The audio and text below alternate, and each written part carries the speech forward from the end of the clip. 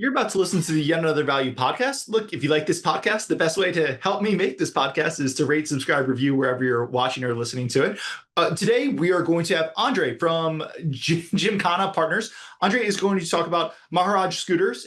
I call it Ma Scooter because that is the ticker throughout the episode. But I think you're going to enjoy this episode. We have a really good blend of we dive into Ma Scooters. It's one of the classic Holdcos trading at a big discount to their NAV. So we're going to talk specifically about that. We're going to have some policy on Holdco. We're going to talk about how Andrei has done a lot of work on the fundamental value of the NAV here, how he thinks about the fundamental value of the NAV, how the incentives of the controlling shareholders have changed over time, why the Indian stock market might be pushing them to kind of unlock value here. So we're going to talk about all that in general. We're going to talk about the Indian stock market in general. We're going to talk about a bunch of other stuff. So I think you're going to enjoy it. It's a fun conversation. We're going to get there in a second. But first, a word from our sponsors.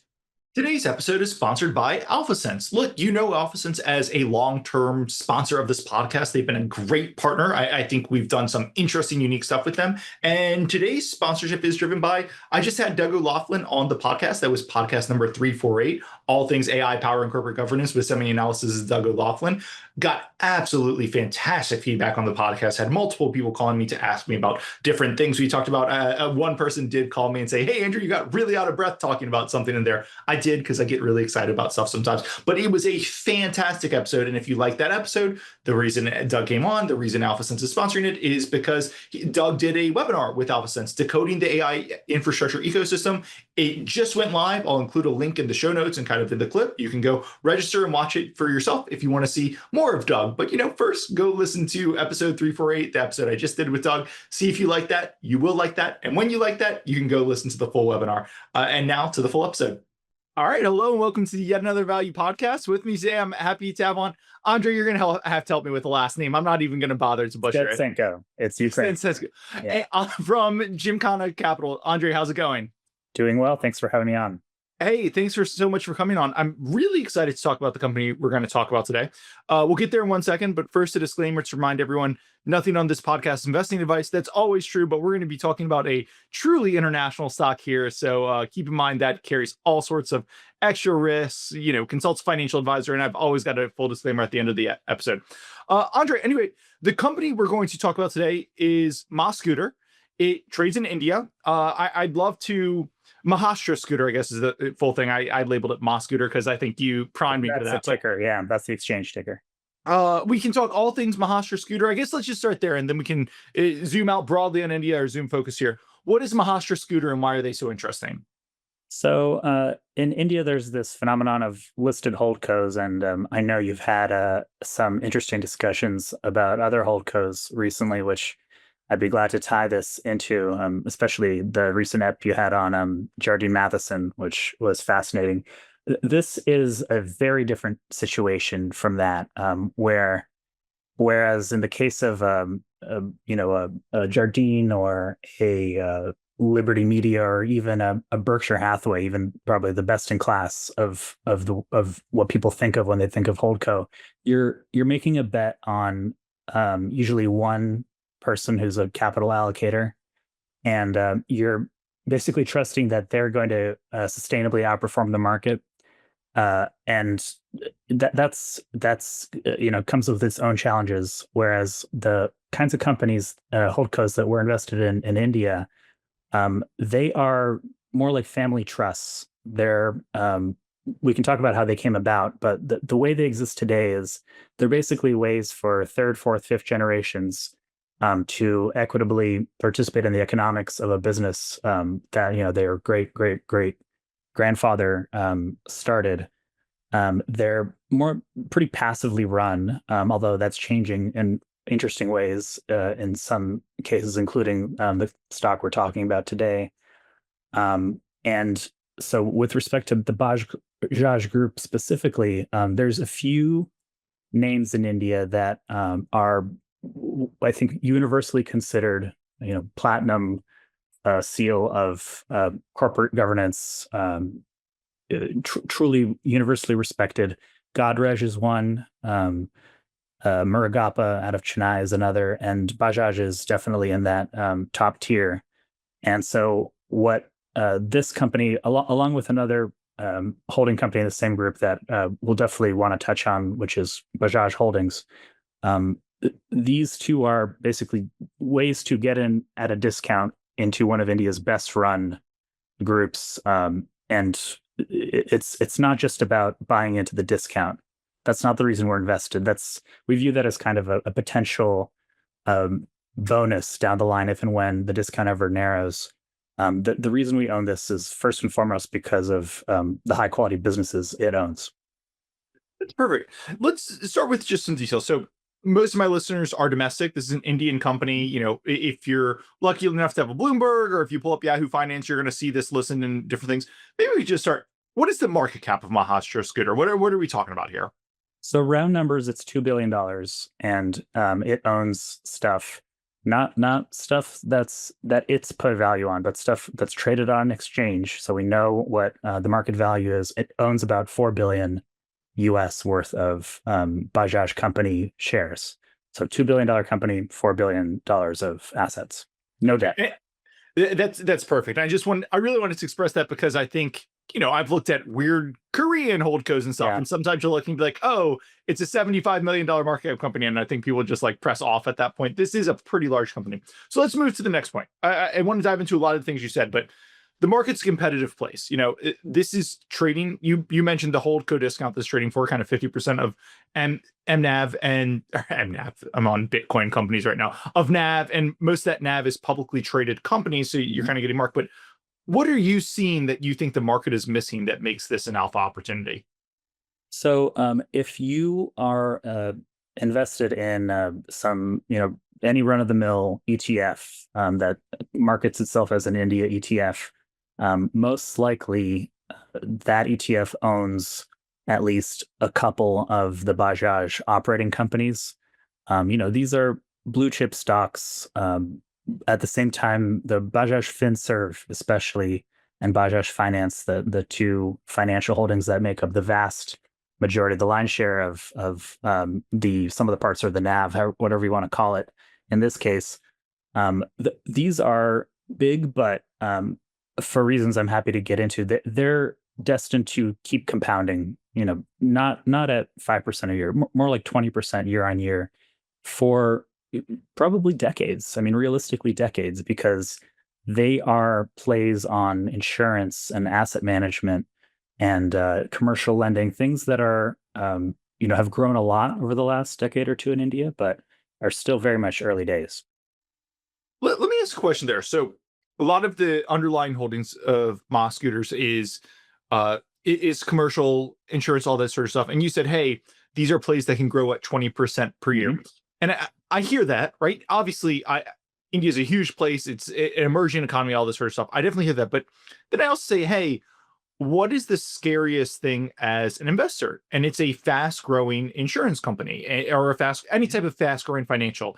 And, if you've got this huge market that's growing rapidly, like at some point you'd have to imagine the giant insurers are going to move in here. So I guess I'm posing this question in two ways. Yes, there are tailwinds here, but is there any, on one hand, are you at all scared that, hey, they've been doing a ton of quick growing underwriting? And on the other hand, when you say, hey, this can compound for years, are you worried about, as the market kind of opens up, you get a flood of new money into this thing, and that's going to bring returns down? And when you say, hey, I think this can compound in the double digits for years, no, insurance commodity business, and capital comes in and all the returns down. So I think I kind of present two countervailing views there. I'll kind of let you take them. Yeah, but both very valid, good points. On the subject of insurance specifically, I couldn't agree more. The same really is true of just a basic lending business. I mean, if you have a lender that's suddenly issuing a ton of loans, that's a red flag. And my partner Steve and I, one of our most memorable early experiences in India, we've been going there since 2012.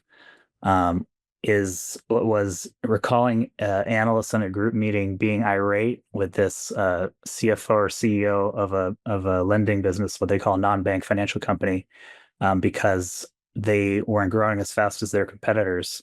And the reason they weren't growing as fast is because pricing was getting worse, underwriting was getting looser, and they didn't want to participate in that. And if you look at the track record of Bajaj Finance, the non-banking financial company that accounts for the single biggest chunk of the Maharashtra Scooter, some of the parts, and Bajaj Finserv, which owns the majority of Bajaj Finance, but in addition to that, also has a bunch of businesses that include insurance, like you said.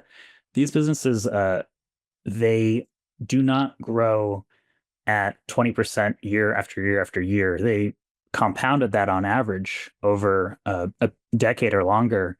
And in any given year, they may not grow barely at all. And other years, they may grow way north of 20%. And I think if you judge stocks based on Greek letters and complex formulas that equate a volatility with risk, then you may not like that. But that to me is a sign of disciplined management, where they're avoiding exactly the kind of pitfalls you described. As for insurance, point very well taken. The thing I'd say with respect to Bajaj's participation in that market is that until a few months ago, it was via two joint ventures with Allianz, the German insurance, or I guess just financial services giant.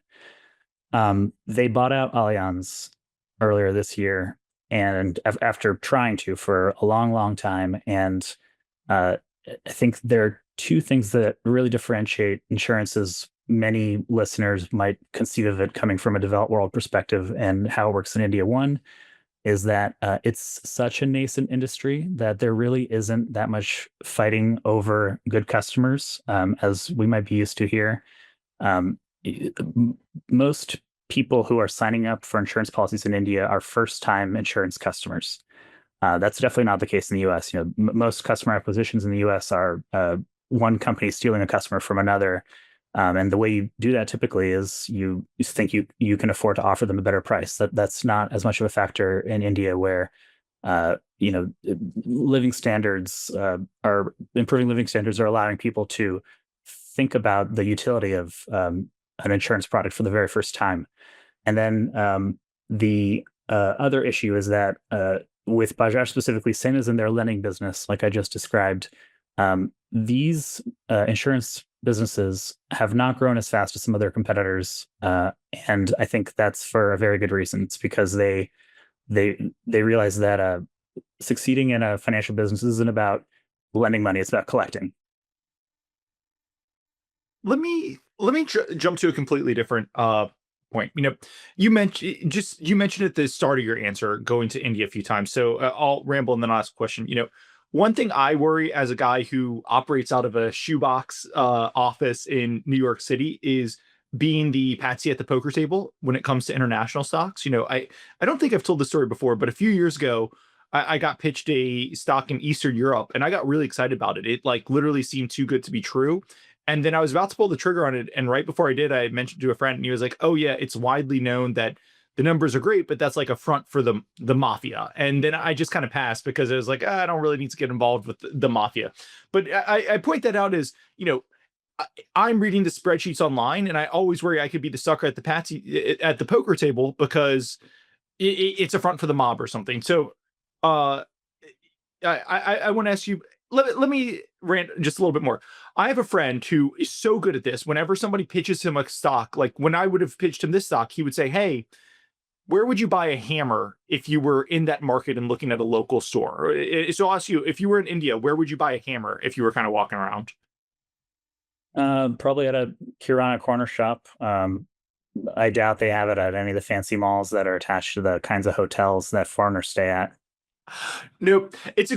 That's a fine answer. His point would be, if I asked you domestically, you could list like 100 places. If he asked me to ask you, like Ace Hardware, the way he told the story, or the way I heard him the first time, was somebody pitched a stock, a German stock, at a conference, and it was a really interesting pitch. And he was the first question. He said, "Hey, if you were in Germany, where would you buy a hammer?" And the guy couldn't answer. And he was like, "You could ask." There's actually a big culture conflict question thing that immediately made me realize that I just have to interject with, which is, I think if you asked an Indian that question, they would laugh because they'd say, "I don't pick up a hammer. I pay people to do that."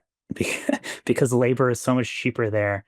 When wealthy Indians come to the States, and vice versa. For me, it's a culture shock seeing it there. But people we would consider middle class in the States, in India, have household staff, so they truly may not know where to get a hammer.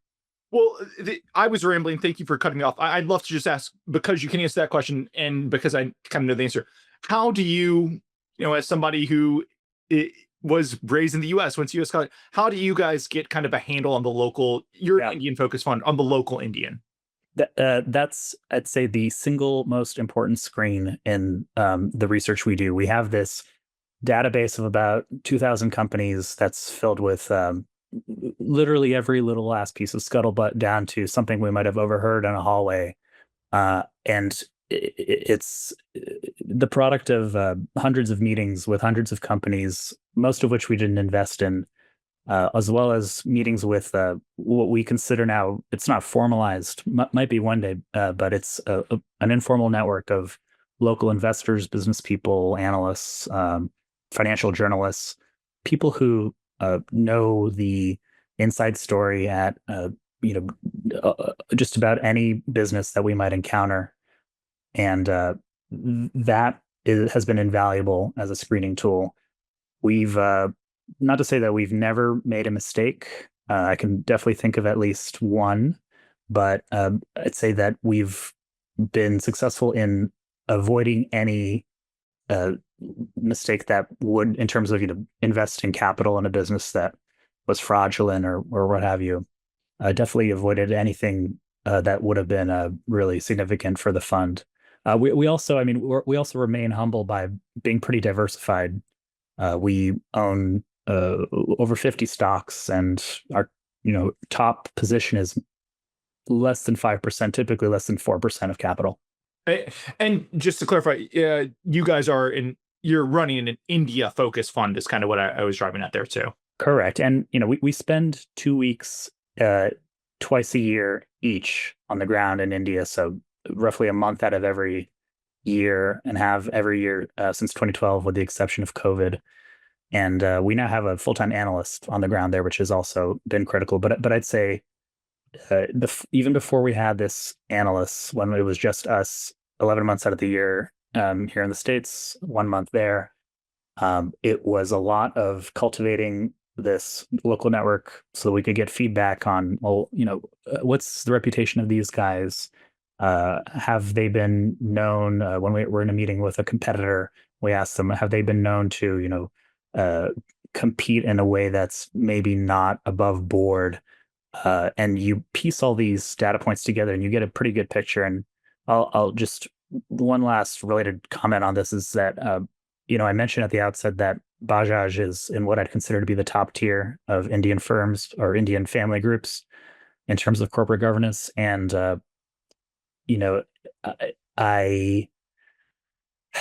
if I'm wrong about Bajaj and Godrej having excellent corporate governance, then I then I don't know what I'm right about. I have great confidence about this particular point, and I have definitely encountered plenty of Indian groups that I would rate very, very poorly on this metric, whereas literally every single data point points in the positive direction with these guys. Let me. I'm just a dumb generalist. You're in India expert market. I guess most of my listeners have not spent a ton of time in India, so let me just stay kind of broad right now. What's the biggest thing that me, as a generalist who maybe has only seen stories about, especially the Indian market, out the corner of my eye? What's the biggest misperception that you think generalists or people who don't, live and breathe the Indian market, that like you do, have about the Indian market? I think a lot of people, especially in America, have an outdated picture of India. They think of Slumdog Millionaire, to be perfectly honest, just a picture that's exaggerated at best and just distorted at worst of a country that's not so much a showcase of capitalism as a showcase of development assistance, when the reality is an Indian company, Tata, is the biggest employer in the UK. India has the world's biggest oil refinery, biggest steel mill. They're when you go to Mumbai as a New Yorker myself, you are too. You just mentioned, and so I'm sure that you're regularly frustrated with how we can't seem to build anything in the city. Even repair the subway system we have. Whereas you go to Mumbai, there's something like a dozen subway lines under construction simultaneously. There's a new airport being built. There's a new high-speed rail line. It feels like China 2 decades ago, but I'd say even more impressive than that because this is being done in the context of a very pluralistic, multicultural democracy. The other thing I'd say is that India is the only market, truly the only market that gives the U.S. a run for its money in terms of fundamentals, and I'd say that the drivers of the whether you look at EPS growth or actual equity returns, benchmark index returns, the underlying drivers of that are, I think, very durable. India is the world's fastest growing major economy, has been for years, will be for years. It'll eclipse Germany probably in the next 18 months to become the world's third or fourth biggest economy. Its demographics are better than really any other major economy on earth. Its urbanization is still in its early stages, and so that's as China showed over the past 2 decades until finally stalling out more recently. That's a driver that keeps going and going. When you move people from relatively poorly paid agricultural work to higher productivity jobs in cities, that is a tremendously important driver for years after years of recurring economic development, GDP growth, and ultimately equity earnings. So we've talked about India broadly. I'm going to try to start narrowing us back to Moss Scooters, and I'm going to start with this question.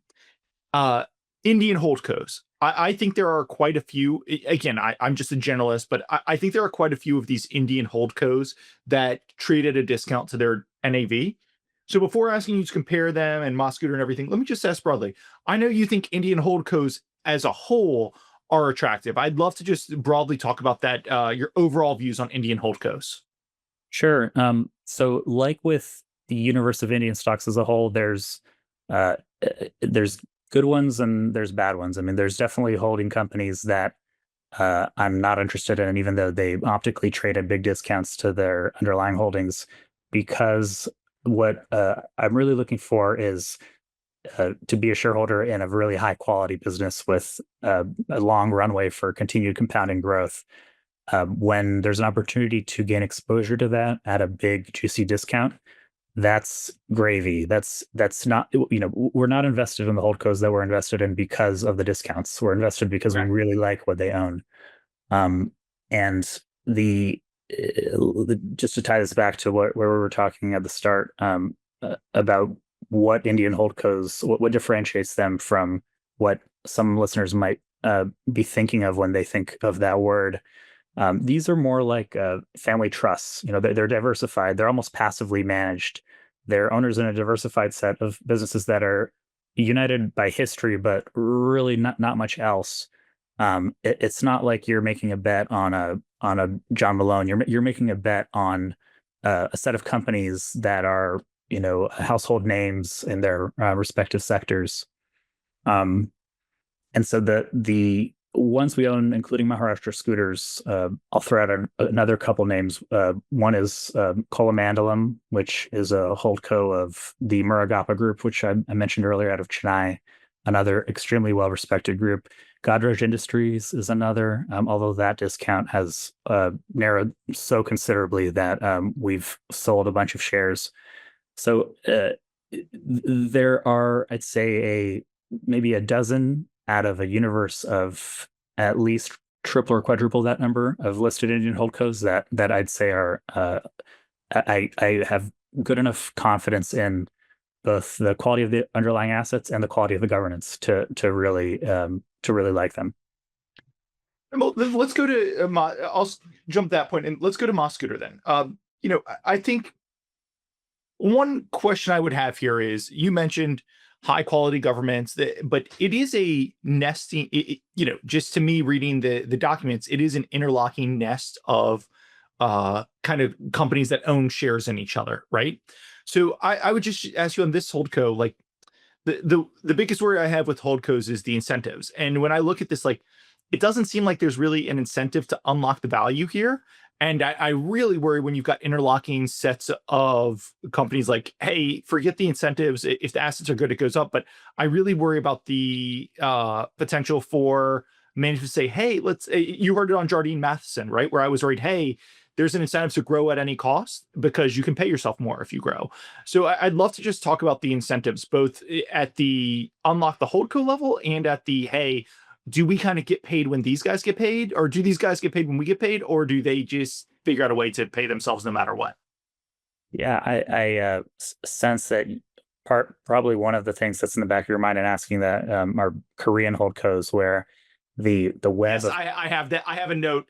Tell me how this is different than Korea was one of the notes I had. Yeah, I've diagrammed out the various Indian holdco groups, and they're in some cases complex, but not so complex that you can't draw a series of arrows and figure out the interrelationships. Whereas in the case of some of these Korean groups, the whole point seems to be confusing and convoluted.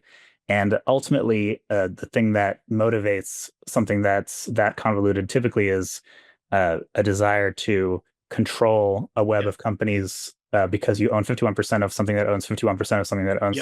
Yep. So you don't have to actually have all the capital at stake if you just owned it outright. That is the case in a couple Indian listed groups, but not in the case of the high quality ones I've been mentioning. The one that where that would be a fairly accurate or a more accurate description is Jindal. Jindal is a big name in India. There's a number of branches of the family that have their own listed entities, and JSW Steel, Jindal Steel and Power are some of their operating businesses. But yeah, if you try to diagram that out, it's doable. But there's so many unlisted intermediaries, and it's pretty clear that the point of all these listed and unlisted holdcos is to preserve family control above all else. It's not about value unlocking. In the case of Bajaj and Maharashtra Scooters, the exciting thing I'd say in terms of potential catalysts is that there's really are a number of things that are moving in the right direction. Number one is that SEBI, so India's SEC, as of last fall of about a year ago, has started pursuing publicly pursuing policies that are specifically aimed at reducing the discounts to book value of what they call investment holding companies, a category that includes Maharashtra Scooters. And so they define this as companies that trade at a big discount to their reported book value. And that's the fact that this is on SEBI's radar at all is big. So they've started implementing reforms that it won't change anything tomorrow, but they set the groundwork for over the coming years for a potentially momentous shift where it's become much easier for companies to dividend out not just the earnings they're getting in the form of dividend income from their equity holdings, but the actual shares. So you can now distribute shares as a holdco to your shareholders in a tax efficient way. The tax treatment of dividends has improved, and so companies like Maharashtra Scooters have quadrupled their dividends over the past few years. Can I pause you there? Yeah. This was actually the most exciting part of the pitch for me, because as soon as I read it, I was like, oh, Japan. Like, obviously there's a lot of similarities between many of the things you're talking about in Japan. And you and I 12 years ago could have gone and literally thrown a dart at any Japanese stock board and hit a company that traded for less than cash and had a good business. But the issue is none of them did anything. And then what, like 2-3 years ago, the Japanese stock board got serious about things not trading below book value. And I mean, the past 12 months, all of these things, I'd have notes 10 years ago, trades below cash, 8 years ago, trades below cash, 2 years ago, trades below cash. And all of a sudden they're all ripping because they're returning capital and doing all this stuff. And when a national government and the regulator gets interested in these things not trading below book, that tends to be when they stop trading below book. So to me, that was the most exciting because I could see the parallels to Japan just instantly there. Yeah, that's a really good analogy. I think that's a good description of what's happening. The other thing that is Bajaj specific is that so I've met with the management of this group. They were one of the first companies I met with. I think first in 2014 or 2015, and then again in 2017. I went down to Pune, about 2 or 3 hours south of Mumbai, to the headquarters of all these businesses. And at the time, especially at the first meeting, I remember the CFO. I was supposed to meet the CFO of the holding company, and I walked into a meeting with the CFO. His business card said Bajaj Auto, and I was a little confused, thinking, "Well, am I meeting with the wrong guy?" It turned out he had both jobs. The holding company wasn't really thought of as an independent unit, as its own entity. It was kind of the literal words he used was, it's the central bank of the group. So its job was to give loans to operating underlying businesses, to basically serve as a captive financier. Whereas and he also said that very with great certainty, said that these holding companies, Bajaj and Maharashtra, they'll never sell any of the shares they own in the underlying businesses. They're not trying to be smart for their shareholders. That's not their purpose.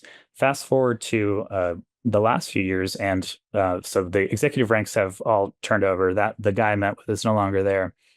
There is still some managerial overlap, but it's typically in the case of the investor relations person, not so much in the case of the very top job. And Bajaj Holdings, which is kind of the older brother of Maharashtra Scooters, about 4 times the market cap and a narrower discount to some of the parts. That company, for the very first time, or at least the first time in decades, sold some shares within the past couple of years of its underlying Bajaj Holdings, and essentially distributed the proceeds to its shareholders via increased dividends. That company is the majority shareholder of Maharashtra Scooters, and so one could very easily imagine a day where, I'm not saying this is likely to happen soon, even a decade from now. I'm just saying that if there was one Indian holding company where I could very clearly see a path to waking up to a news story about some serious value unlocking and a discount closing, it would be this specific case, because you have a majority owner, other Holdco, that is, for the first time, being run professionally in a way that is allocating capital in the interests of its shareholders, not in the interests of the broader group, that could, in a way that was accretive for everyone, do a buyout of the minority interest in Maharashtra Scooters. Let's talk a little bit more about Maharashtra Scooters and their controlling shareholder. So the controlling shareholder owns about 50% of Maharashtra Scooters, and I just want to ask, like, what are their incentives to unlock value at Maharashtra Scooters? Or you do worry. I have seen in the U.S. all the time terrible ownership groups who have entrenched themselves, and it always looks great, right? The sum of the parts always says it's worth 1,000, and the stock always trades at 100. But every year that 1,000 produces 100 of earnings, and the earnings all go to the controlling shareholder, right? And shareholders always sitting there frustrated, like, why are we never getting anything? But I just want to ask, like, what is the incentive structure for the controlling shareholders, everyone, to unlock value, or maybe to take the value for themselves? Yeah, the refrain that we have heard over and over again over the past few years in India from the local network that I alluded to earlier is that, whereas a decade ago, if you were a crook in India, you did it in a way that was you could detect in the notes to a financial report. It would be something like siphoning funds to a unlisted affiliate for some nebulous service. Now, Indian managers, executives, business owners, the thing they care about is market cap. It's not about pulling up to their local Gymkhana club in a fancy car. It's about being the guy in the room who has the biggest market cap. And so that's a very important shift in motivations across India. And in the case of this group specifically, I'd say the family that's in control now, they're the fourth generation, um, dating back to the founder a century ago. And once you've gone that far down through a family tree, if you kind of picture it, Indians have big families. The ownership that even 50 years ago would have been split among maybe a couple dozen individuals, now is split up among over 100 or more individual people with the last name Bajaj. And so their interests as smaller interests in a very valuable empire are varied. Someone might be getting married, someone might be buying a home, someone might be sending their kids abroad for education, and the reasons they might want to make some of their wealth liquid are sufficiently diverse and varied now that there is no monolith that would exert the kind of pressure that might in a more tightly controlled or earlier generation family group cause the kind of risks that you're talking about. At the top, Holdco, so you mentioned Baj, it controlled by literally hundreds of family members at this point. How do they kind of get together and organize for this company? Like I would just, in sports, a lot of times you'll hear, hey, most of these sports teams were bought by one rich man in the 1980s. And then he passed away or hands control over to their family. And sometimes, like James Dolan, it's like 9 kids and grandkids, but he's kind of got the controlling share, but he still has to please them. Or sometimes you'll hear it passes on and there's like 7 kids and there's just huge fights where, 3 of them are there, hey, I just want the dividends so I can go party on a boat. 2 of them are saying, hey, I want to run this team really well. Like, how do they kind of, if you've got, let's just say 100 families, how do they control this company together? And what are the incentives and the structure like there? It is a bit of a monarchy in most Indian business groups, and definitely this falls into that category where... Who's the king in this case then? Rahul Bajaj is the fourth generation scion, and his brother, he's the third generation. His children, Rajiv and Sanjeev, are the fourth generation guys who are in control now. So Rajiv runs Bajaj Auto, and Sanjeev runs the finance companies, FinServ, and indirectly through FinServ, he runs finance. And the family has not been without disputes, but I'd say that it's the governance at the top is a lot more amicable than it is in some other cases where there's a newspaper fight every week. So here's another one. So you mentioned a little bit, you said Liberty Media earlier. Liberty Media has one of the more interesting Holdco unlock stories that I always worry about. And it's this. For 10 years, Liberty Media Sirius traded for the implied price of their Sirius XM stock was $2.50 on the open market, right? That's kind of where Liberty Sirius XM traded. Right. Sirius XM traded at $5 per share. So, and I was one of them for a while. Hedge funds would say, hey, you buy Liberty Sirius, you short Sirius, and when they collapse, you'll make a profit. Now, the issue was Liberty Sirius owned 80% of Sirius XM, so there wasn't a lot of borrow. So you kind of had to go naked and just say, oh, Sirius XM trades so far above Liberty Sirius that when they collapse, we'll make money. Well, a year or two ago, they collapsed, and guess what happened? Sirius XM came all the way down to Liberty Sirius's price, right? So it turned out because Sirius XM was an operating company that paid a dividend, was in a bunch of ETFs, got tracked like that, its price was actually inflated by the small float. And that's my favorite example because it's Liberty and it was pretty public. But there are other examples of stocks with the small float actually having their price inflated and the Holdco kind of trading at the right level. We've mentioned a few times that Scooter trades at 50% of NAV, right? And I can't claim that I've gone and looked at each individual component of NAV, but I just want to ask you, like, I know you look at these businesses on a fundamental level, you've looked at all of them. What are the chances that we're kind of looking at, the market's got it right because the NAV is actually overstated by the trading prices because you've got all these slivers and they're kind of properly allocating at the Holdco level, if that makes sense? Well, so these businesses the underlying operating businesses, the first point is that there's really only one layer of complexity here. You can view. I think it wouldn't be inaccurate to simplify Maharashtra Scooters and its majority owner Bajaj Holdings down to their one level of ownership, and then below them there's Auto, FinServ, Finance, and then a bunch of smaller companies that really, relative to those three, aren't that material.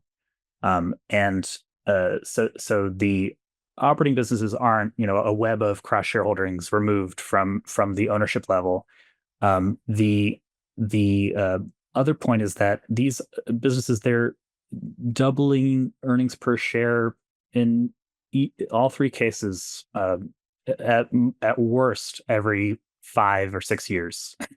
So that I'm not saying that they're necessarily going to grow 20% each year. I think in the case of the finance businesses, especially for the reasons I mentioned earlier, it's good that they don't grow double digits every year, but over the long term, they should compound at that rate. And so we don't need, for our thesis to work here, we don't need the discount to narrow. It can even widen. I mean, that I wouldn't want that to happen. I'd be surprised if it did, but the underlying earnings growth from business is so good that's the most important factor. And then the other one is the underlying businesses are sufficiently high quality that I'd want to own them even without the discount. They trade at a weighted average multiple of 25 times next year's earnings or next fiscal year's earnings.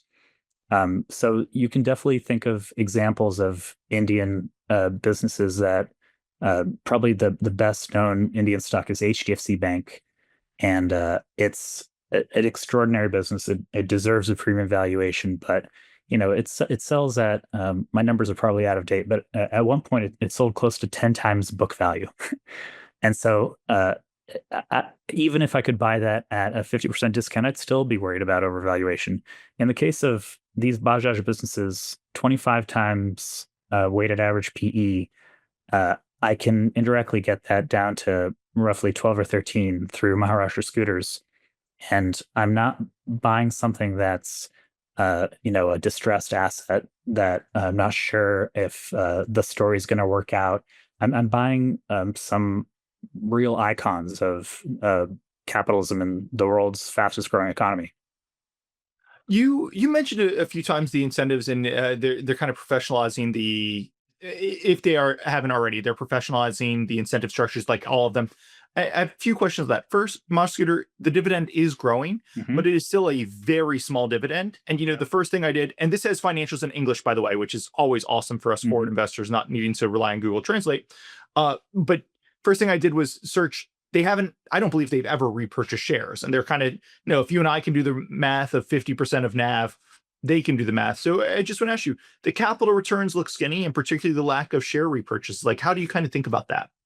So Bajaj Auto did a tender offer, repurchased a big chunk of stock within the past few years. That was, if not their first ever, definitely the first in the group in a long, long time. I would be surprised if other companies in the group didn't do it as well. India is, it has liberalized in so many ways, especially since 1991. But one of the ways in which there's a lot of work, a lot of reform still to be done is the procedures for stuff like tender offers and buyouts of minority shareholders are pretty cumbersome. And SEBI, the markets regulator, is starting to address that, which is making stuff like tender offers easier. So I kind of counterintuitively, those cumbersome rules, they were intended presumably to protect minority shareholders. But the result has been that it's harder to close discounts like this, but I think that's changing. I'm just laughing because poison pills and stuff were intended to protect U.S. minority shareholders from creeping takeovers and everything. Yeah. But in practice, they're intended to protect management teams from losing their jobs after they've done a terrible job for 10 years and somebody comes in and tries to take them. I just add one more point on the comparison to the U.S. I've can't tell you the number of times that I've encountered a U.S. company where there's all these marquee names, marquee institutional investors that own it, and I don't know if you can tell, by the way, that I'm in New York with the sirens behind me. But there's all these marquee investors that own the stock. The board is full of quote unquote professionals. and they are terrible capital allocators. They make horrible acquisitions. They don't really represent the interests of public shareholders whatsoever. And so even though it's a quote unquote professionally run company, you'd be much better off uh, entrusting your capital to essentially a family trust like this one, where the Bajaj family. They're generationally wealthy, but there are multiple examples in our portfolio of companies where I could tell from just my interactions with the managements, who are also the founders and the majority owners, that they thought of the capital they were allocating as their capital, and they were smart about it in the way that people really only at the end of the day are, when it's personal financial stakes for them. And if they're smart and if their market is good, then you want to be along for the ride with that. You'd much rather be there with them than in you know, with a bunch of, no offense to your prior stint at McKinsey, but a bunch of people being advised by consultants to buy XYZ. There is absolutely no offense taken. You told me before we started recording that you've got some good friends at McKinsey, so maybe they should take offense. But I love your point on U.S. governments, because I will talk to people all the time about stocks where I'm like, hey, I think this is a good asset. I think it's mismanaged, right? I think the board has stepped on rakes 10 times in a row. And you look at the stock price, and a friend will come back and be like, hey, this board is great, man. Like, I know this person, they're really sharp. This person is ex Apollo. This person is ex McKinsey. Like, I think this board is great. What are you talking about? I'll be like, hey, the pedigree doesn't matter here, right? Like, I'm pointing you to, hey, they did $1 billion acquisition and they had to write off 85% of the goodwill 18 months later. And you're saying, but I think they've got good resumes. Like, I'm just talking actions, and I see that over and over again. So I love the point you made there. Just one last one on Maharashtra Scooters. You mentioned, hey, maybe the Bajaj family is more incentivized to unlock. They own 50% of Maharashtra Scooters. If there was an unlock, what does that look like in your mind, that kind of, that has that great, if you've ever been involved in a Holdco and they do the unlock and the stock's up, 30, 40, 50% in the day, you'll get pretty addicted to it. But what does the unlock actually look like? Do they just say, hey, we're spinning out all the Maharashtra Scooters stock? Hey, Maharashtra Scooter is spinning out all of its underlying stock? Like, what would it look like in your mind?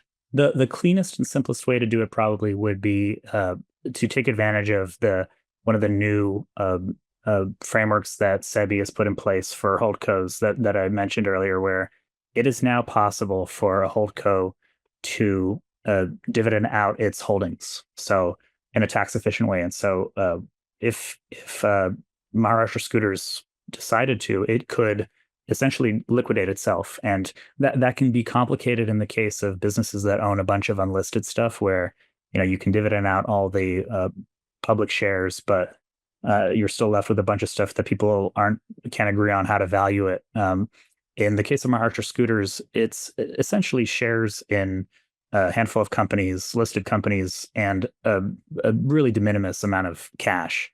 So it wouldn't be complicated at all to do that. You could that would be very clean, and there really would be no even possibility for conflict of interest. Bajaj Holdings, the majority owner, would get its pro rata share of all the underlying holdings and its shareholdings. It already owns shares directly in most, if not all, of those companies, and it just owned more. A more complex way to do it would be for Bajaj Holdings to simply offer a premium price to buy out minority shareholders. And even under the slightly loosened rules that are in effect now, looser compared to where they were a few years ago, it's I won't say impossible to game the system. I can't think of a way to do it, but the only way one can successfully buy out minority shareholders is if you offer a price that's always has to be a premium to the past X number of days average volume weighted price that gets you over 90% ownership. So it's basically determined by that marginal price that at which someone is willing to tender their stock that would get the majority owner over 90. Interesting. I didn't have to think it look more. All right, I have one last question, and then we can wrap this up. This is a very strange question to ask, but if I just rewound 10 years, and I hate rewinding 30 years because you never know what happens, but at 10 years, Maharashtra Scooter, the stock is up over 10x, probably a 15 backer over the past 10 years. This is why it's such a weird question. Is that good? Because I know the India market, and I don't mean that facetiously, I know the India market has had a lot of inflation. There's been a lot of other stuff going on. It sounds crazy to ask, is 15x good? But would this beat the index? So has this historically been a good performer that kind of, I'm using this as a sign of all of the value creation that you kind of alluded to at the beginning of the podcast? So we have, at Gymkhana, we've outperformed the benchmark Indian indices, I think, through investments in companies that are typically smaller market cap wise, as well as kind of at an earlier stage of their development, where our archetypal investment is in a business that is not, or barely, if at all, covered by sell side analysts. It's oftentimes it's in a big city like Mumbai or Hyderabad or Delhi, but oftentimes it's in a city that Westerners haven't typically heard of. It's in an unsexy business. They're making ball bearings, or they're selling asset management products, or even something like cement, which is not a commodity like we think of here. That's a whole separate conversation. And there's multiple reasons why they have the potential to outperform. So their earnings are compounding. Their PE typically expands as the story becomes better known. They gain coverage from other analysts and investors, yada yada. In the case of the underlying Bajaj companies, everybody knows about, in India knows that Bajaj Auto is a good 2- and 3-wheeler manufacturer, that Finserv and Bajaj Finance. Bajaj Finance is probably the single best respected non-banking financial company. So these stories are known. So the reason that they should be able to continue compounding really comes from their earnings generation potential. And I think that they will be able to pull that off because of the markets they're in and the shrewd managements they have. Even without, so in a way that produces results for shareholders of the holdcos that are very, the shareholders will be very happy with, even in the absence of a narrowing of the discount. And for reasons we've talked about, I think that my confidence about all these various potential catalysts for the discount to, I should say, continue to narrow, because it has already started to narrow as of the past couple of years. The reasons are multiplying sufficiently that I might even feel confident enough to say that we can kind of build it into our expectations for returns, but it doesn't need to narrow for this to work. Cool. Well, hey, let's wrap it up there. I think that's a great look forward. Not backward, but forward. I will say gymkhanapartners.com. I will include a link in the show notes. I actually, as obviously prep for this podcast, I started reading a lot of the dispatches from India, and I've really enjoyed those. And you get backwards pretty quickly in time when you start reading those. But Andrei, thank you so much for coming on and pitching an interesting Holdco. Could I highlight two blog posts if you have a moment? Heck yeah. Throw them on my reading list right now. One is the financialization of Indian savings.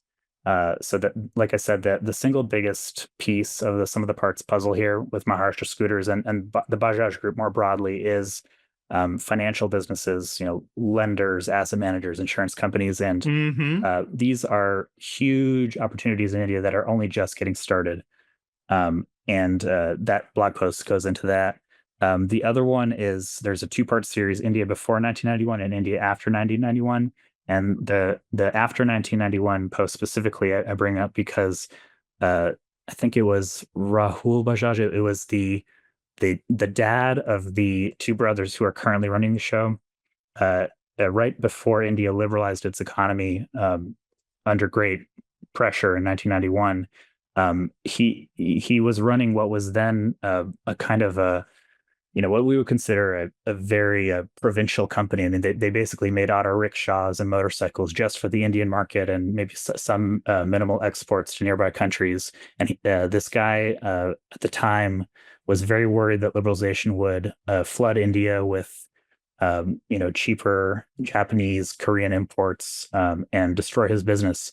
Well, the result of liberalization was that not only has Bajaj thrived at home in ways that he probably could never have even imagined, but almost half its sales now come from exports. So you can see Bajaj motorbikes on the streets in Latin America and the Philippines. And point being that the story of this company really has been the story of India.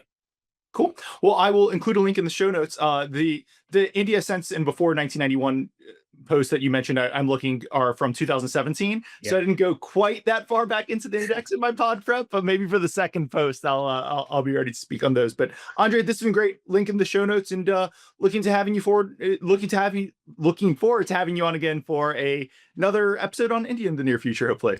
Likewise. Thanks, Andrew. A quick disclaimer: nothing on this podcast should be considered investment advice. Guests or the hosts may have positions in any of the stocks mentioned during this podcast. Please do your own work and consult a financial advisor. Thanks.